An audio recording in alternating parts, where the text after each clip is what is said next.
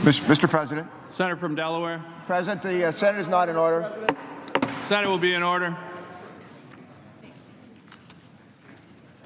Senator from Delaware. Mr. President, colleagues, if I could have your attention, please. 5 minutes, please. 2 years ago, the Center for Media and Democracy filed a petition under Oklahoma's FOIA law. It's called the Oklahoma Open Records Act. 2 years ago. For 2 years, that that petition was blocked. Earlier this year, a lawsuit was brought to require the release of thousands of emails from the AG's office in Oklahoma with the fossil fuel industry, oil companies, coal companies, and the like. 6 hours from right now. And that Senate is still not in order. Senate will be in order. Please take your conversations outside the chamber. 6 hours from this moment, an expedited hearing will take place in the District Court of Oklahoma. Earlier this week, 9 members of the Environment and Public Works Committee wrote and asked the judge, who's going to be presiding over that hearing today, to move forward expeditiously, and she is.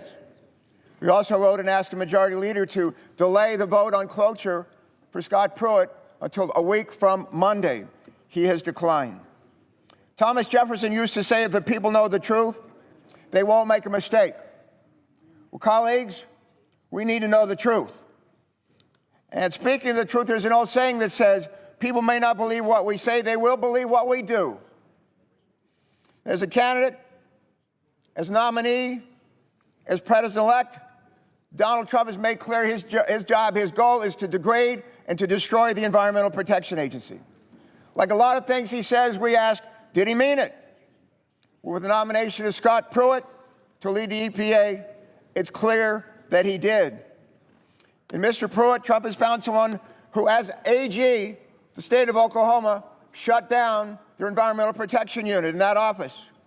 He went on to raise millions of dollars from fossil fuel industries and other sources, used to sue the Environmental Protection Agency because of their efforts to reduce methane emissions, their efforts to stop cross-border pollution, their efforts to cut methane emissions, their efforts to fight smog, haze, and ozone. Under Attorney General Pruitt's stewardship in Oklahoma, child asthma is well above national average. Fish advisories in lakes in Oklahoma have more than doubled.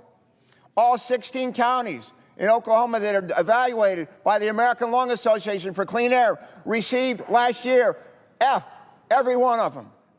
Earthquakes have risen over the last dozen years in Oklahoma from 1 or 2 per year to 1 or 2 per day. And that's only the earthquakes that exceed 3.0 on the Richter scale.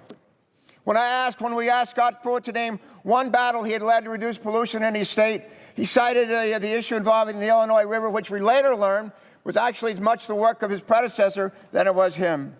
When I asked him to name one environmental rule or regulation that he supported, he declined to do so.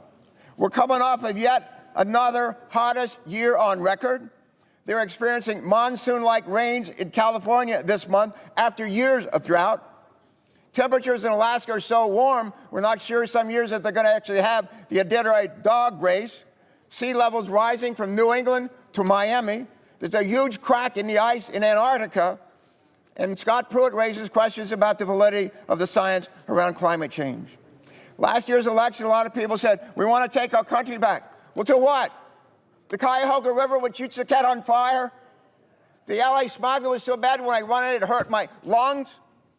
Some say it's impossible to have clean air and clean water in a strong environment. That's nonsense. We're going to have both. Since Richard Nixon signed into law creating the EPA, guess what? GDP in this country has grown by 200% or more. Since losing 5 million jobs in the Great Recession, we've added 16 million jobs.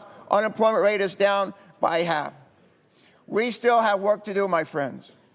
There are communities in the United States where water is unsafe to drink. There are millions of kids and grandparents who have asthma. We have fish advisories that are bound from sea to shining sea. Sea level is rising up and down the East Coast. State Route 1 in my state, our major highway, shut down again last week, not because of a huge storm, but just because of sea level rise.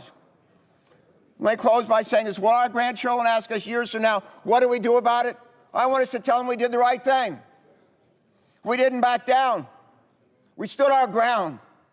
We voted to face this challenge to our people and to this planet and to overcome those challenges. Please join us in voting no on the motion for cloture. Thank you.